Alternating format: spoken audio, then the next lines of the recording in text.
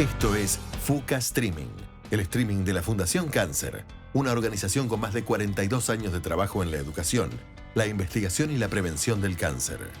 FUCA Streaming es un espacio de reflexión, de intercambio de ideas y de concientización, para hablar de un tema serio, pero no de un modo solemne, donde reunimos a toda la comunidad FUCA, médicos, pacientes, familiares, el staff de FUCA y la comunidad en general.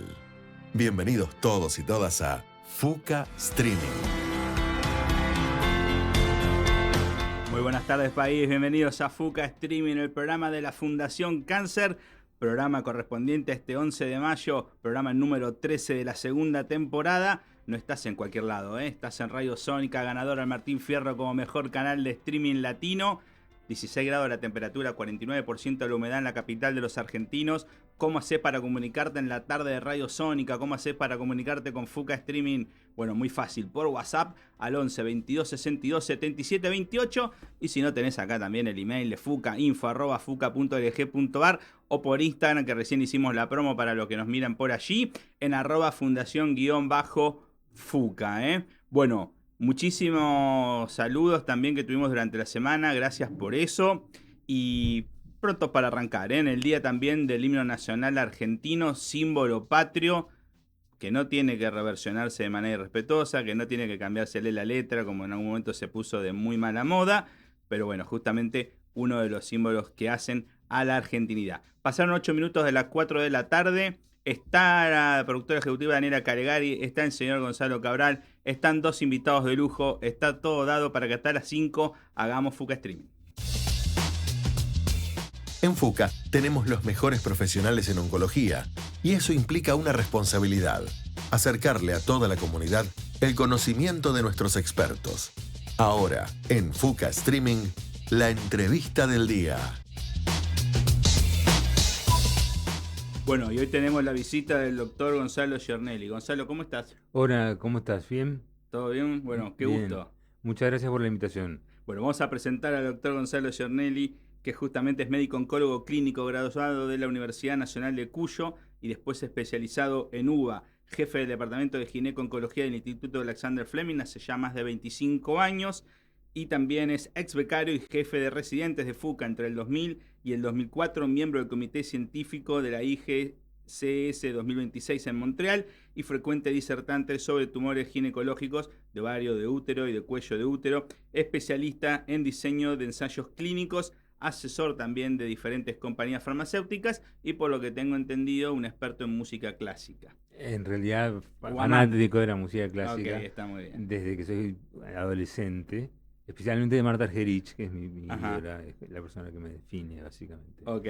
Gonzalo, ¿cómo fue esa avenida a Buenos Aires de San Luis? De Mendoza, en realidad. Yo soy de Mendoza. La realidad es que yo estaba entre dos especialidades que eran anatomía patológica y oncología. Mi tía era una anatomopatóloga especializada en tumores ginecológicos, por eso la casualidad que terminé haciendo eso. Y yo terminé la carrera pensando en ser patólogo, pero cuando vi que no iba a haber pacientes, mi segunda opción era oncología, pero no había residencia de oncología en Mendoza, motivo por el cual me tuve que venir a Buenos Aires a hacer la especialidad en el Instituto Alexander Fleming, donde completé la residencia en el año 2000 y después de un fellowship en Estados Unidos me quedé como jefe de residentes 3 Ahí años. estamos viendo algunas fotos de Gonzalo también. Como cuando tenía pelo, sí, exactamente. En el inicio.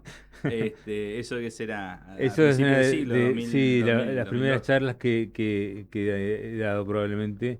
Muy bien.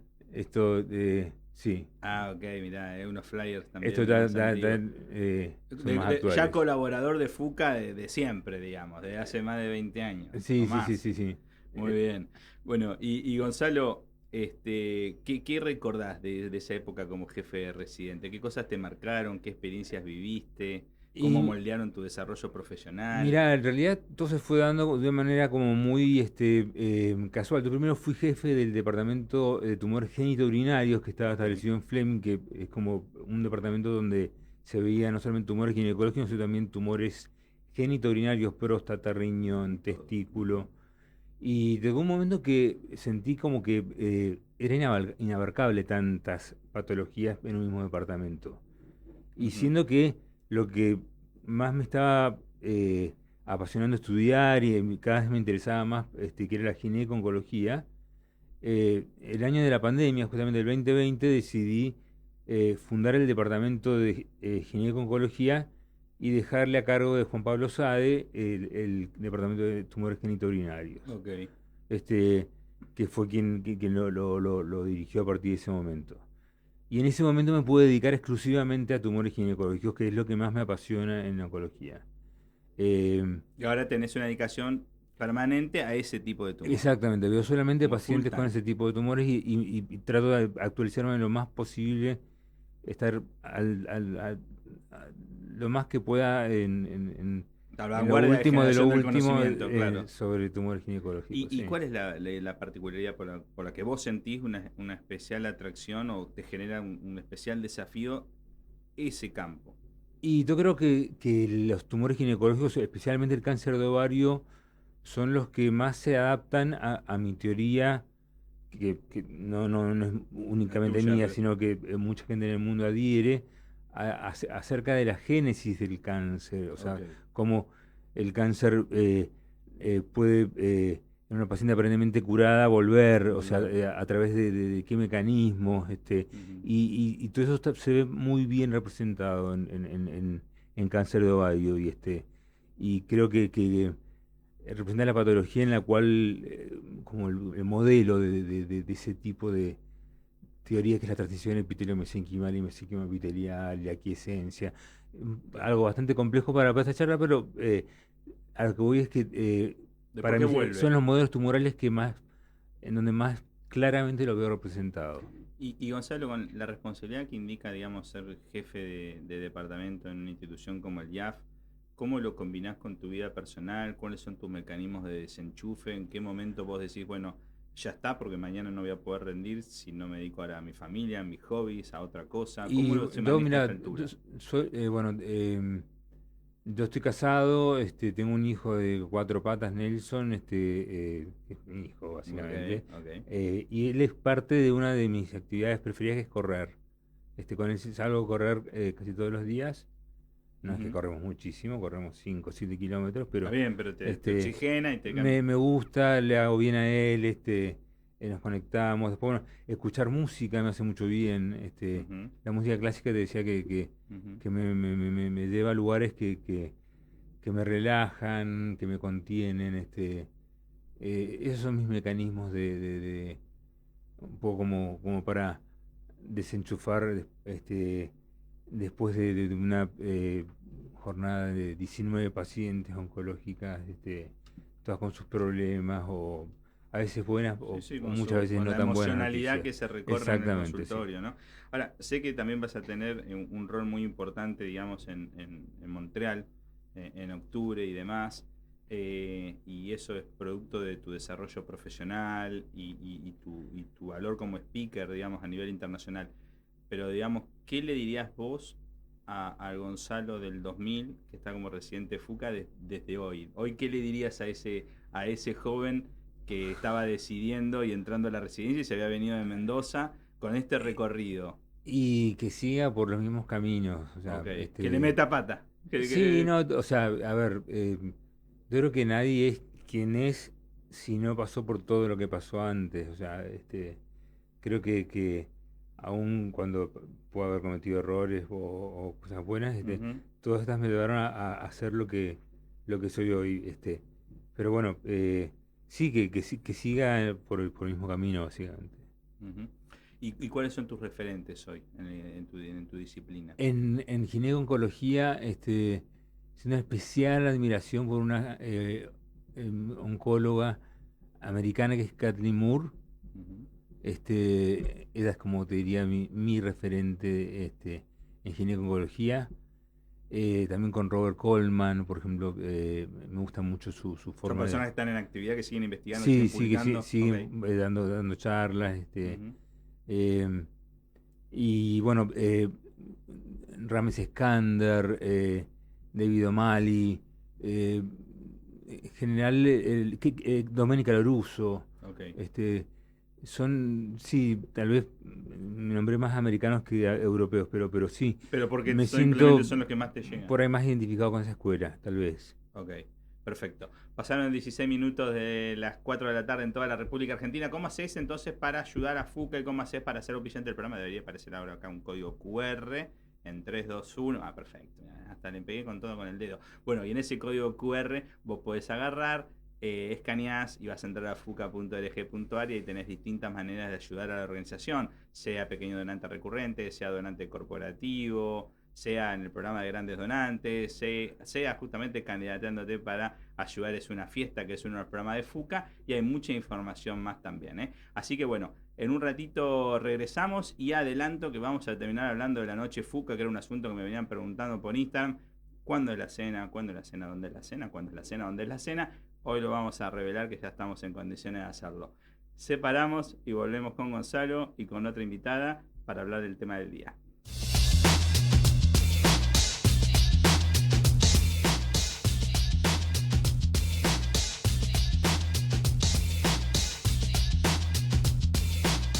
FUCA Streaming, 42 años de historia en el lenguaje del presente.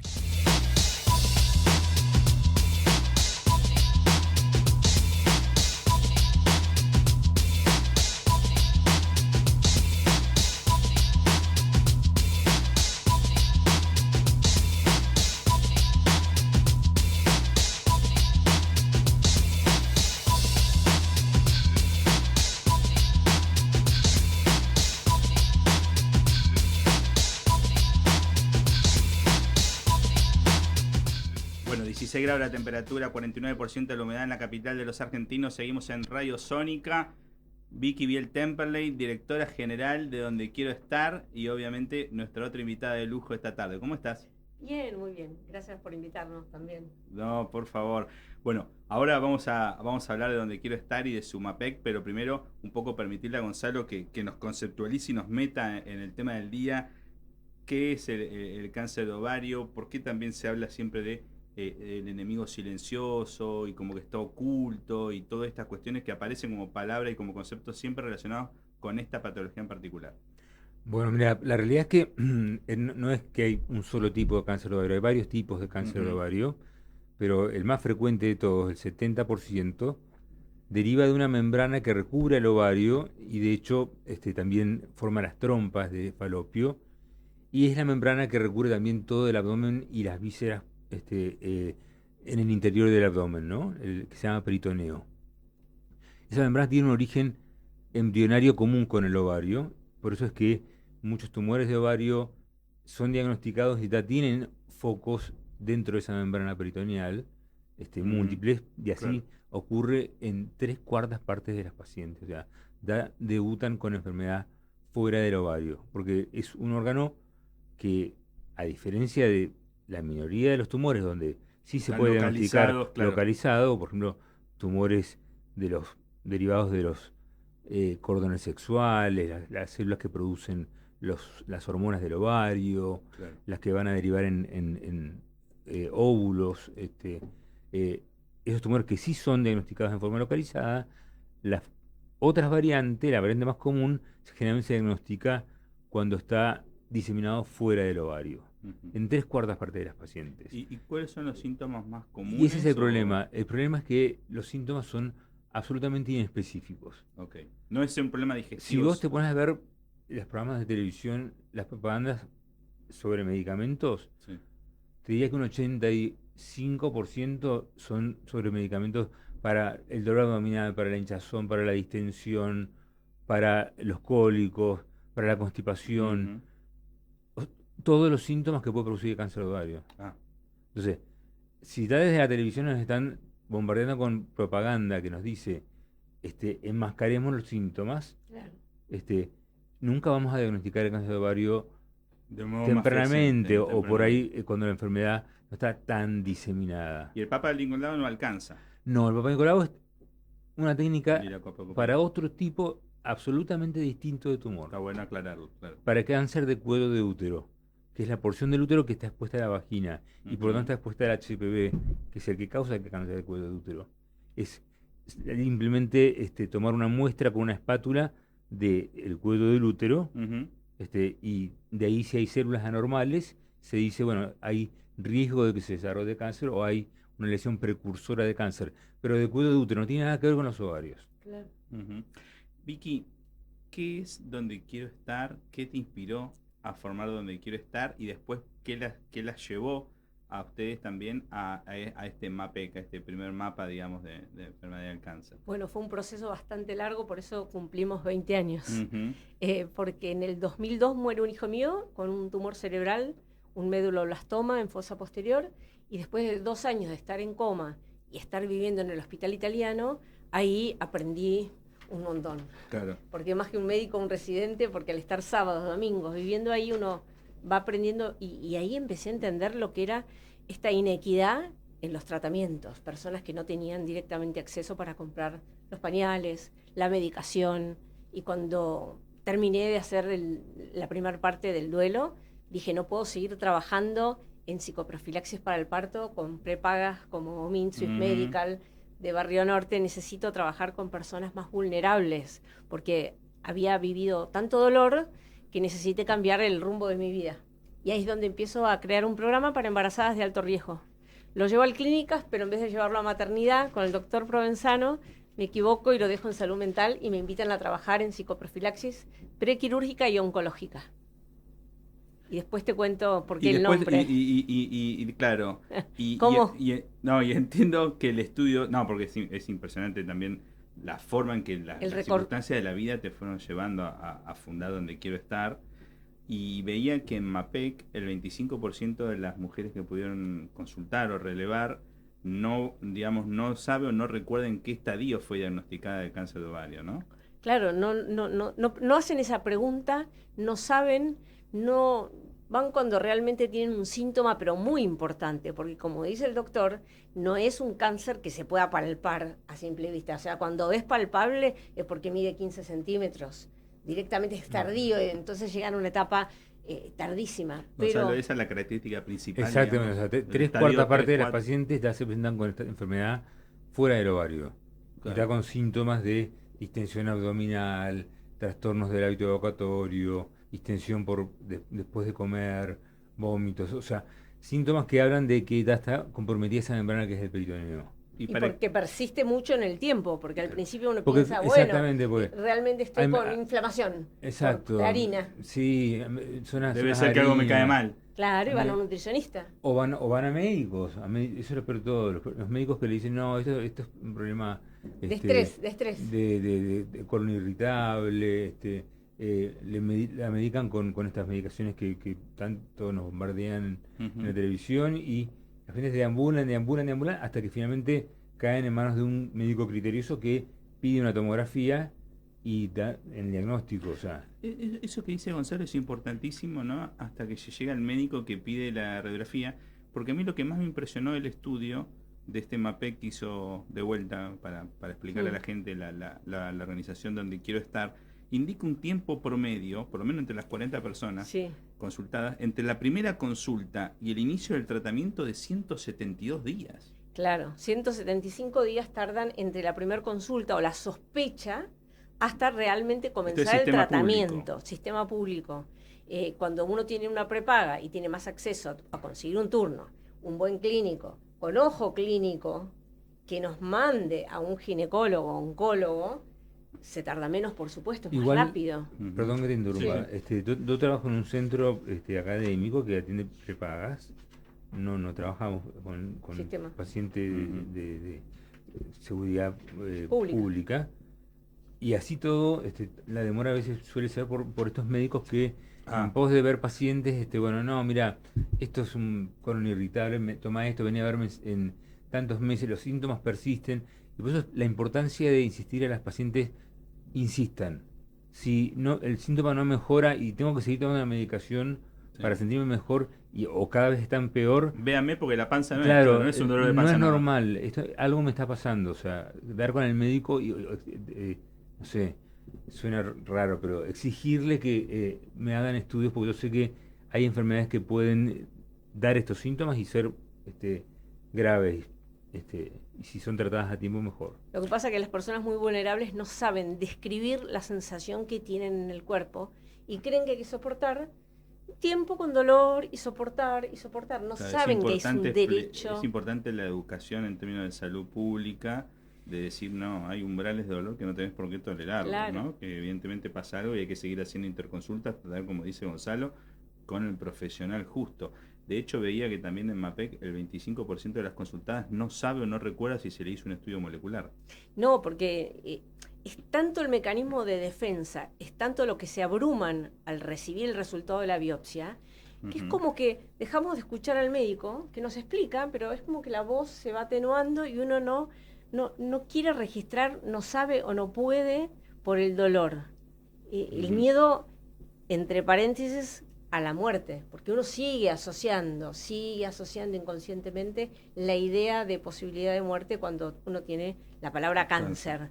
Entonces no escuchamos si estoy en el estadio 3, si estoy en el estadio 4, es como que es bueno ir acompañado de un otro para que esa persona pueda hacer las preguntas pertinentes al médico, ¿no? Sí, no, tal cual, porque por eso el entorno de una familia, y acá siempre todos los médicos que pasan por el programa dicen que vengan con alguien más, tiene que venir acompañado con alguien más, porque esa otra persona está como con capacidad de recordar mejor la evolución del médico y de hacer preguntas, también tener 2 oídos, 4 oídos de escuchar. Esa persona que acompaña al paciente tiene que saber qué quiere el paciente escuchar y qué no quiere escuchar. Claro. Porque dentro de ese estado de negación y sensación de no sé qué me está pasando, por momentos puede escuchar datos que a lo mejor no quiere saber, como sobrevida, posibilidades de recaída, o sea, pronóstico. Exactamente. O sea, pero sí, es muy importante no afrontar estas enfermedades sola, que la familia, su núcleo de amigas, la acompañen. ¿Qué significa en cáncer de ovario mantenimiento como concepto y por qué es tan importante para que no vuelva, digamos, eso? Y bueno, al ser una enfermedad que se diagnostica generalmente da en estadios avanzados, el 70% en estadio 3, estadio 4, también el 70% recae entre los primeros 2 años. Entonces, hasta no hace mucho tiempo nosotros hacíamos el tratamiento clásico, que era una buena cirugía tratando de extirpar la mayor cantidad de tumor posible, 6 ciclos de quimioterapia, y después de eso se suspendía y era sentarnos a esperar a que la enfermedad recayera. Pero ahora, con los tratamientos de mantenimiento, sobre todo para las pacientes que tienen la mutación de los genes BRCA, existe una posibilidad de reducir ese riesgo de una recaída en casi un 70%. Ah, es muy alto, ok. En un 70%. ¿Qué implica el mantenimiento, digamos? Implica entonces que la paciente eventualmente pueda curarse, porque en estudio que mostró el beneficio de mantenimiento, las que no hicieron placebo, hubieron un gran porcentaje de pacientes que recayeron, claro, y sobre todo porque no habían sido testeadas tempranamente. Y aparte implica el saber que la paciente es mutada. Para su familia también es una información sumamente importante, claro, porque la posibilidad de testearse y saber si son portadores de la mutación les da la posibilidad de recurrir a cirugías reductoras de riesgo. Pero las personas con sistema público de salud que no tienen obra social y no tienen prepaga no pueden llegar a hacerse estos estudios de BRCA, moleculares, genéticos, de medicina especializada. Que hasta hace muy poco costeaban la industria farmacéutica, afortunadamente. Entonces, ¿cómo hacemos con las personas que no tienen la posibilidad de hacerse esos estudios genéticos? Vi que tu estudio hablaba mucho de esta situación en donde tantas de esas personas, esas 40 consultadas, mujeres consultadas, necesitaban una gestión informal o para acceder a la medicina o a la consulta. ¿Cuál crees vos que es la solución para que en el cáncer de ovario, cuando estamos hablando de poblaciones muy vulnerables, no se necesite un contacto para recibir el tratamiento que corresponde? ¿Cuál crees vos que es la política pública? O si donde quiero estar tiene una posición informal institucional respecto de cómo debería afrontarse esta inequidad, que es casi las primeras palabras que usaste. Claro, lo que hacemos nosotros es tener directamente en una página que se llama Mundo Cáncer, directamente tenemos un WhatsApp con la trabajadora social, que es la que las ayuda a entender lo que es la navegación oncológica, porque es realmente muy complejo desde que uno recibe la biopsia hasta conseguir el turno con el especialista, conseguir un turno para poder hacer los estudios, de ahí conseguir el acceso a la medicación con todas las trabas burocráticas que tiene el sistema, hasta llegar a poder empezar la quimioterapia o rayos o cirugía. O lo que se decida, claro. Toda esa navegación se necesita tener una trabajadora social, un acompañante, una guía. Estar, la brinda gratuita. Facilita gratuitamente esa navegación. Esa navegación. Y si no, lo que les recomendamos es ir siempre al hospital cercano con la dirección de nuestro DNI, ir a la guardia y seguir insistiendo hasta que el médico de guardia con muy buen ojo clínico nos derive a un ginecólogo, oncólogo, para poder directamente hacer el primer estudio, que es la ecografía. Sí. En realidad, ¿O me equivoco? Una paciente que te debuta con síntomas abdominales, lo ideal es hacer una tomografía de abdomen pelvis, que muestra no solamente el tumor ovárico, sino también si hay compromiso más allá del ovario y la extensión de ese compromiso.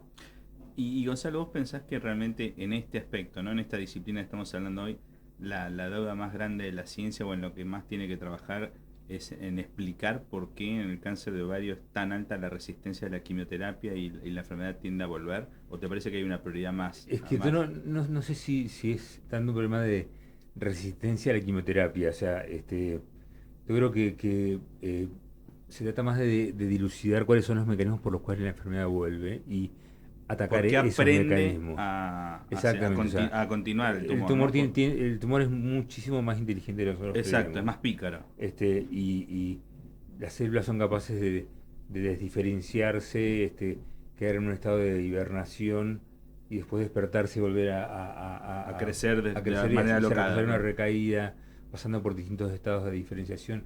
Es muy complejo, y entender todo eso y los mecanismos y ser específico sobre esos mecanismos es lo que se está, creo, por ahora logrando con las nuevas moléculas que se vienen en cáncer de ovario y en gineco-oncología especialmente. Que son estas terapias más innovadoras. Son los anticuerpos jugados a drogas, sí. Okay. Anticuerpos. ¿Y está vinculada a la inmunoterapia como paradigma o no? No, en realidad no es un tipo de inmunoterapia que en realidad en cáncer de ovario no mostró demasiado beneficio, excepto en un estudio muy reciente en pacientes ya en etapas más avanzadas de la enfermedad, pero con un beneficio no realmente muy significativo respecto a no hacerla.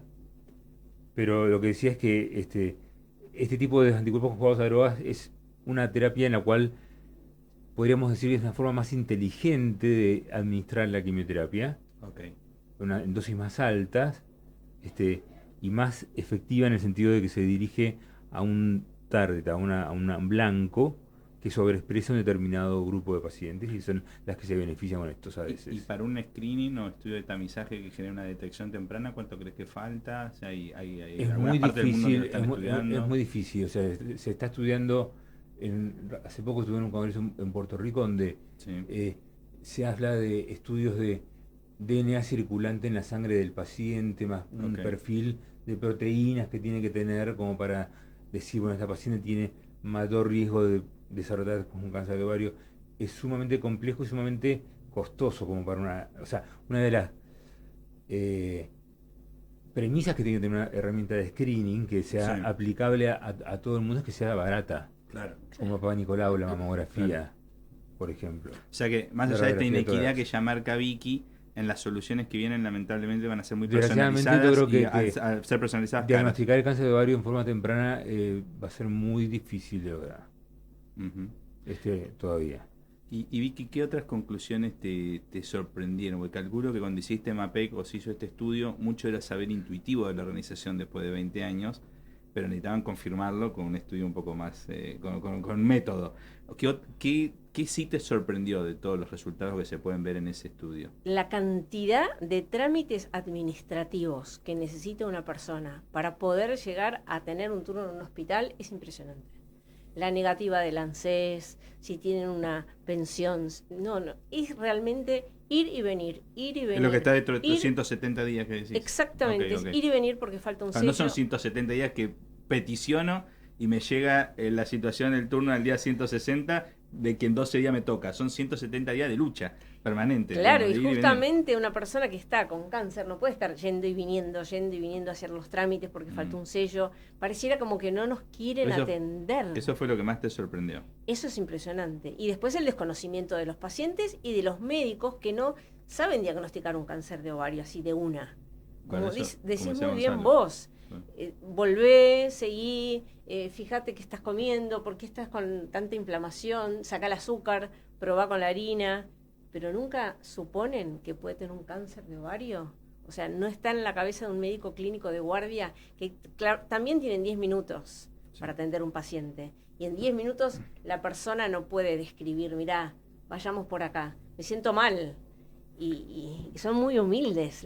Yo trabajo más con sistema público. Sí, con sistema público. Entonces no pueden describir, doctor, vuélvame a revisar, me parece que no va por ahí.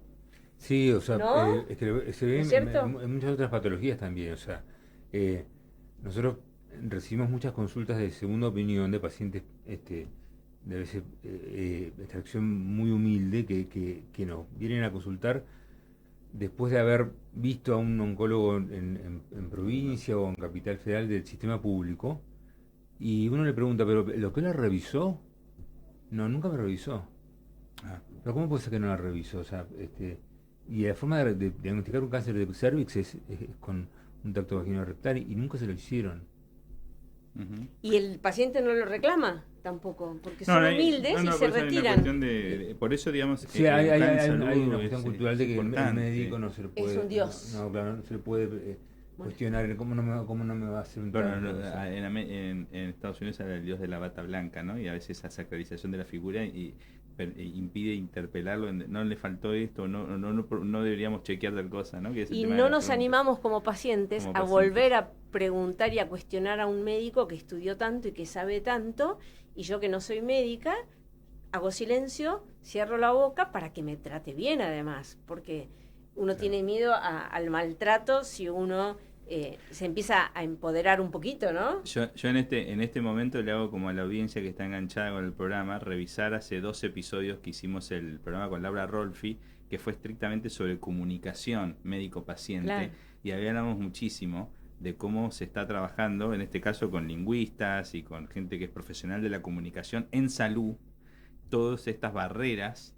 que a veces impiden una buena comunicación y un buen vínculo, que a veces depende del tiempo, otras veces depende justamente de la calidez, ¿no? Que es una de las cosas que todos los médicos de FUCA pueden de alguna manera dar testimonio y dicen, no, tiene que ver, ¿qué me enseñaron mis mentores? ¿Qué me enseñó Reinaldo? ¿No? Dicen, no, la calidez, el trato humano, el poder acercarme, dedicarle tiempo, porque hay muchos factores que inciden en esa comunicación. Ahora, Gonzalo, como para también ponerlo en la perspectiva, ¿cuál es la incidencia, digamos, de estos 160.000 diagnósticos de cáncer por año que hay en Argentina? El cáncer de ovario, el cáncer de ovario es el séptimo más frecuente. El séptimo, ok. El séptimo más frecuente en incidencia y en mortalidad.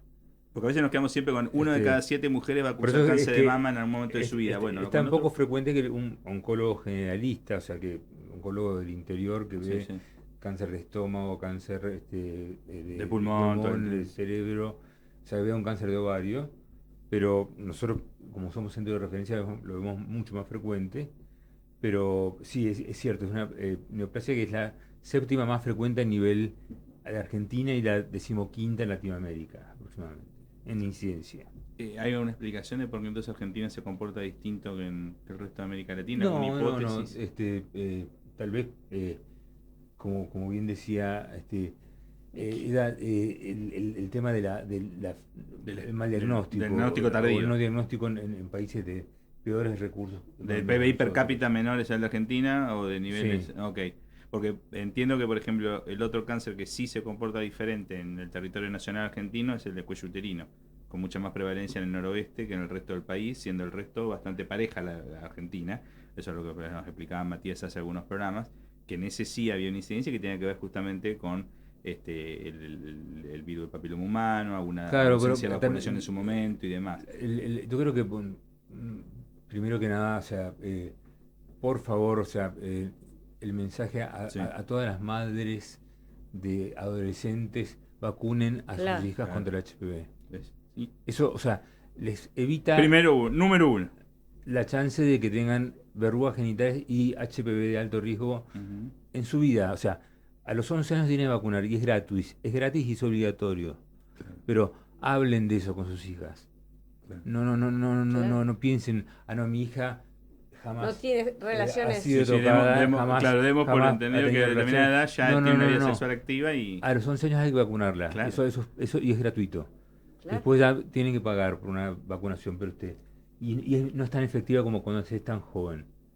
Y después, bueno, si no se vacunaron, háganse el Panicolau, parezco Tita de Merelo, pero Papa Nicolau. Panicolau todos los años y que me revise mi ginecólogo, así como voy al dentista una vez por año o cada 6 o al meses. dermatólogo. Que me revise mi ginecólogo las mamas y me revise, me haga un examen ginecológico y un Papa Nicolau. Es que se puede erradicar, por eso también hay más campañas. Se puede detectar más. antes de que se convierta en cáncer. Bueno, yo creo que ya el tema está mucho más en agenda que antes. Lo comenté, estuve tanto con Fundación La Nación como con Clarín y demás. Hoy hay un artículo vinculado a la cuestión cáncer casi una vez por día, en Infobae también. Está mucho más en agenda, claro. Pero es mucho el recorrido que falta en lo que tiene que ver con la inequidad en el acceso a los tratamientos, que eso es un desafío de toda la sociedad, ¿no? Que va más allá, digamos, de las administraciones y el sistema público-privado. Bueno, el sistema de salud en Argentina, que es muy fragmentado, pero sí queda mucho en términos de esta cuestión. Bueno, pasaron 42 minutos de las 4 de la tarde en toda la República Argentina. ¿Cómo haces para comunicarte con Fuca Streaming? Facilísimo, al 11 22 62 77 28. Y si no, obviamente lo haces a info@fuca.org.ar. Saluda a los que nos están viendo por Twitch y a los que están viéndolo por la aplicación de la radio, que se pueden bajar por Google Play o por Apple Store, que hoy justamente me he olvidado de mencionarlo. Separamos y volvemos para hablar de la noche de Fuca, para hablar de aulas abiertas y obviamente con Gonzalo y con Vicky sobre este tema tan importante que es el tema del día. Fuca es docencia, Fuca es investigación y Fuca es también prevención. Todos los días hacemos muchas cosas y te las queremos contar. A continuación, Fuca Novedades.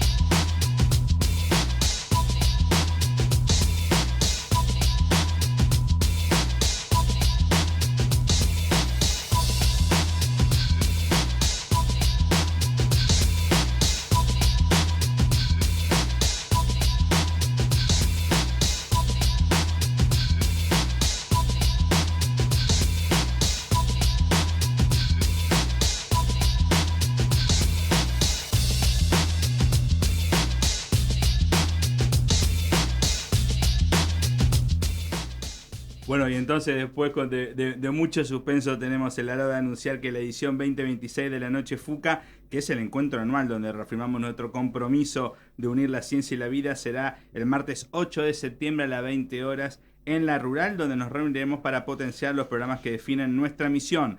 Todo lo recaudado será destinado íntegramente a sostener nuestros pilares de investigación científica, a nuestro programa de formación, de becas, de formación para la especialización de médicos oncólogos y obviamente para nuestros programas de prevención y educación en todo el país. Es una instancia para que los distintos sectores de la sociedad acompañen el avance de la oncología en Argentina, así que a partir de ahora los voy machacando de acá hasta el 8 de septiembre a todos para que colaboren a su manera, los que pueden venir de manera corporativa, los que pueden venir a título individual, los que pueden hacer donaciones en especie y desde ya los más importantes, la sangre de todo lo que empuja Fuca, su equipo de voluntarios que tiene esa noche obviamente su máximo lucimiento, porque sin ellos es imposible hacer un evento de estas características. Y me dice la productora que volvamos a separar con otra placa y sigo con aulas abiertas. Fuca es ante todo una gran familia, compuesta por su staff, sus médicos, sus aliados y lo más importante, los pacientes y sus familiares. Conoce más sobre nosotros en Fuca Comunidad.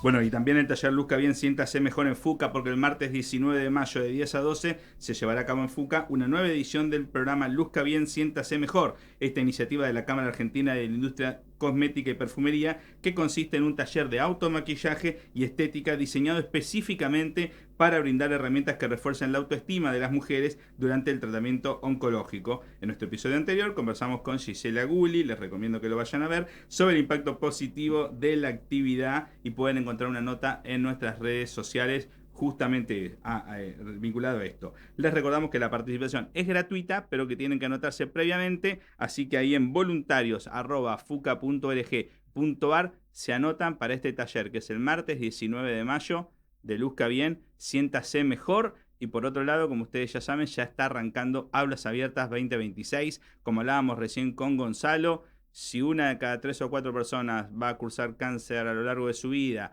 pero al mismo tiempo sabemos que la detección precoz puede generar que 3 de cada 4 tumores puedan sanar o puedan remitir, también hay que entender que el 40% de los tumores pueden sanarse con una vida saludable, con hábitos saludables, y el programa Aulas Abiertas de FUCA, en su año número 29 de implementación ininterrumpida, enseña eso a los jóvenes, los hábitos saludables para llevar justamente una vida sana, siendo uno de los que más hacemos hincapié la vacunación, ¿no? Siendo otro los chequeos, y después obviamente no fumar, no tomar, hacer ejercicio, estar bien de peso y tantas otras cosas más. ¿En algún momento diste talleres de aulas abiertas? Sí. Cuando jefe de residentes, que era cuando recién implementó el programa de aulas abiertas, sí. Yo creo mucho, Vicky, en que programas como este, que son para jóvenes de los últimos 2 años del colegio secundario, son los que a 20 o 30 años en otra escala, por eso muchas veces FUCA lo que busca es que lo mire, digamos, que el Estado, quienes pueden darle escalabilidad a este tipo de iniciativas, pueden ir cerrando esa brecha de conocimiento y esa brecha de educación en salud pública, porque si los jóvenes pueden replicar eso en sus casas, nosotros siempre decimos, queremos que de acá 10, 15 años sea el propio hijo el que diga: mamá, tenés más de 40, toca mamografía; papá, vos fumás, si tenés más de 50, toca tomografía; papá, tenés más de 45, toca colonoscopía. Como ya le hacen los chicos a los padres cuando tienen una pila donde no va, o cuando lo ven al portero desperdiciando agua con la manguera en la vereda, lo que ya ocurre en la educación ambiental pueda ocurrir en materia de prevención o de concientización, cuando no es posible la prevención, de la cuestión oncológica, ¿no? Y Aulas Abiertas un poco apunta a eso. Nosotros trabajamos con los colegios dando charlas, con un programa que se llama Tendiendo Puentes, en donde hacíamos concursos de pintura con todos los 24 hospitales en donde estamos. Muy bien. Los pacientes pintan y los llevábamos a los pacientes hasta el colegio, donde los alumnos del colegio ya capacitados habían hecho directamente las fibrofácil de 30x30 para que pinten era un puente. Los alumnos preparaban los bastidores y los pacientes pintaban. Entonces había un encuentro, y en ese encuentro es donde se capacitan los pacientes y entienden lo que es la quimioterapia. Mi abuela tiene cáncer, es donde ahí empiezan a aprender y darse cuenta que tampoco es tener... Sí, y el apoyo que hay que darle a ese familiar, y lo que implica a nivel familiar atravesar un tratamiento, ¿no? Y que no estén solos, y que nadie esté solo, saber que hay que trabajar en equipo. ¿Cómo haces vos, Gonzalo, para achicar, digamos, cuando encontrás esa primer consulta y querés de alguna forma generar un vínculo con tu paciente, y ya sabe, y el paciente, sabe que si es oncólogo puede llegar a ser, para otra parte de la sociedad, sinónimo de tal o cual cosa? ¿Cómo haces para cortar distancias con tu paciente? ¿Qué aprendiste a lo largo de los años que es la mejor forma? Mira, yo creo que primero concientizar acerca de lo frecuente que es el cáncer, o sea, que no es una enfermedad absolutamente rara, y sobre todo infrecuente su enfermedad, por ejemplo, en caso de cáncer de ovario, que se presente en esa forma. Uh-huh. O sea, que trato de que la paciente sienta que no es un caso raro, y que estamos muy tranquilos y sabemos cómo manejar esto. Por otra parte, también trato de sacar toda culpa que también muchas veces las pacientes acarrean de: sí, bueno, vengo con esto desde mitad del año pasado, y bueno, señora, no es su culpa, no podemos estar el tiempo atrás, o sea, claro, dediquémonos a hacer las cosas bien para adelante, porque no podemos modificar lo que no se hizo.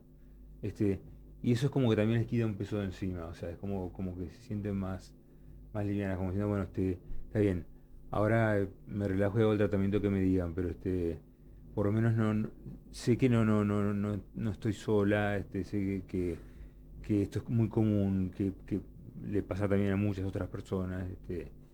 Y bueno, Claro. y que tampoco es culpa mía de que haya debutado así. Pero está bueno eso, ¿no? Porque no es en esta instancia, pero por lo menos en la posición de Fuca, cuando termina todo este procedimiento, y al revés, por el caso de éxito, termina la que le ganó, la guerrera, la Claro, que o sea, luchó, pareciera como es que que eso la que, es que algo no muy, le muy faltaron, común. ¿no? Digo, Es por lo muy, menos de Fuca desde la muy común. psiconcología, estamos Hasta, muy en contra hasta en de Estados ese Unidos lenguaje bélico. se está combatiendo con la terminología así, es una luchadora, Sí, la luchó hasta último momento, porque la paciente genera un sentimiento de no estoy haciendo lo suficiente para combatir la enfermedad. En sí. realidad no puedo hacer nada No sé, para no sé. combatir el cáncer, o sea, no es una lucha contra el cáncer. Sí, Es sí. bueno, hacer lo posible para que el cáncer no vuelva o combatir lo que da, tengo presente, pero no depende absolutamente de mí. Porque ese mensaje, en ese caso que se dio una cosa importante como puede ser una sanación, después en el que está mirando y algún día le toca vivir, es culpa. Claro. Que hice mal yo, que ella ganó y yo, mirá. Hay una campaña que hicimos nosotros que se llamaba, para los oncólogos, Recetá Organizaciones Sociales, porque esa persona necesita una red de apoyo. Nosotros hicimos una red que se llama Unidos por el Cáncer de Rosa toda de la Plata, Argentina, claro. porque es importante no sentirse solos, abrumados y como con culpa porque tengo cáncer, que habré fumado, que hice mal, no rezo lo suficiente, viene mucha culpa, muchísima. Por eso es importante tener estos grupos de contención, de apoyo. Y la culpa, ahorita que hablas de la culpa también es muy importante, y sumándolo al tema del testeo genético, que hay muchos pacientes que se sienten culpables de tener la mutación. Ah, Cuando para la paciente con cáncer de ovario eso significa lo mejor, o sea, es la paciente de mejor pronóstico, la que claro. mejor le va a ir con el mantenimiento después de primera línea. Pero la culpa que ella siente de que justo a ella se lo detectaron y justo ella detectó que tenía de la mutación, por si aparece alguna prima o alguna tía o alguna hermana o alguna hija mutada, Claro, le quita el no es su sueño. culpa. O sea, Sí, ella fue la primera testeada, pero eso venía desde hace mucho en la familia. nos queda un montón para trabajar en eso, ¿no? Con la sociedad y con las generaciones más jóvenes y Sí, no, y con el demás. apoyo de psicooncología, yo creo que es fundamental desde Nosotros etapas tenemos ese programa, iniciales. para mí es el mejor que nació en pandemia, el acompañamiento y la contención emocional virtual gratuita e individual que lo Claro. creamos. Tenemos 70 psicooncólogos a disposición, cada uno atiende a 3 pacientes. Ah, pero muy importante, eso que decís, individual, Individual. no de los Individual. grupos de autoayuda con millones de personas, porque la gente no se anima muchas veces. Cada uno tiene su problema, su tema particular, su cuestión familiar que no es la misma que la que están contando al lado, y necesitan hablarlo cara a cara con alguien. No, y que sea inmediato y que sea gratuito. Nosotros lo que les pedimos es que el psicooncólogo llame al paciente. Dimos vuelta, en vez de que el paciente, como está tan abrumado, pasarle un Sí, teléfono. a ver si pasa, si llama o no llama. No Nunca llama. va a llamar al psicólogo. Entonces directamente el familiar nos contacta a nosotros y el psicólogo al día siguiente ya le da un turno. Y en esa velocidad es donde está realmente el éxito en la contención emocional inmediata.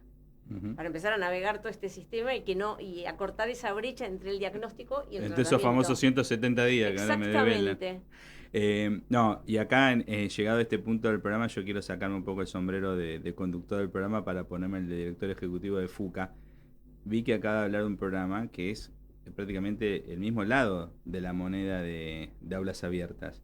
Y no hay ningún problema. Hay que terminar de una vez por todas con esta cuestión de la sociedad civil en Argentina, donde una ONG no puede invitar en su espacio a otra ONG, donde pareciera que estamos compitiendo o por el financiamiento, o por el nombre, o por el alcance, o por cualquier otra cosa, que lamentablemente yo venía de otro tipo de organizaciones, ahora estoy hace un año como director ejecutivo de FUCA, pero en las organizaciones dedicadas a la salud lo veo idéntico como las veía en las dedicadas a democracia, educación u otros lugares donde me llevó mi carrera profesional.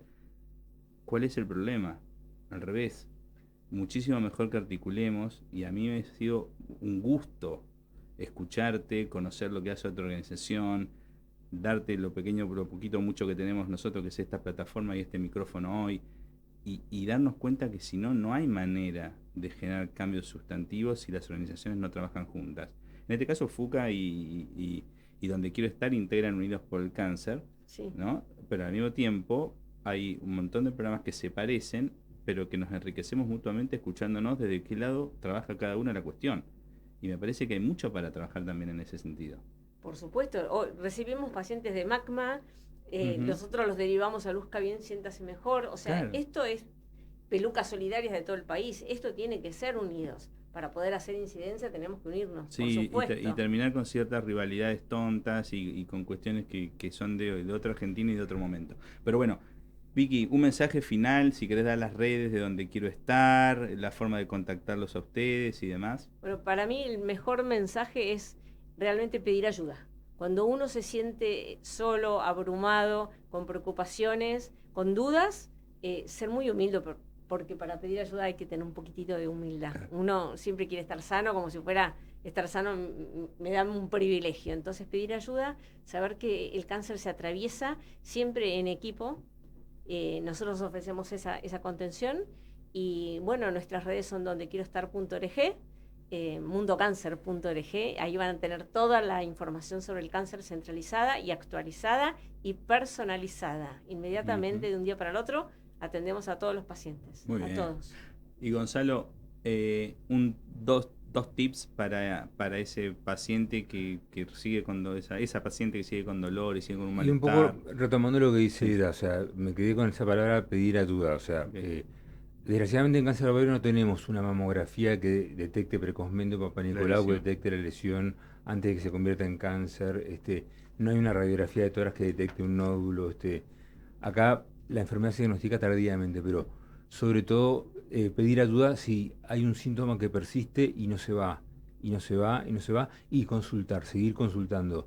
No quedarme con la opinión de, bueno, esto no es nada, esto son las harinas. Si me siento cada vez peor, algo me está pasando. Si tal Sertal no me funciona, bueno, perdón por el Sí, no, está bien. algo Algo me está pasa, pasando. algo más hay. Por favor, doctor, hágame una tomografía. Claro, y no tener miedo a la interconsulta, porque creen que es una falta de respeto. Al propio Las médico. personas, claro, con mayor vulnerabilidad, dicen, Exacto. ¿puedo pedir otra opinión? ¿Una segunda opinión? Se sorprenden que pueden. Por eso es tan importante en la atención primaria, ¿no?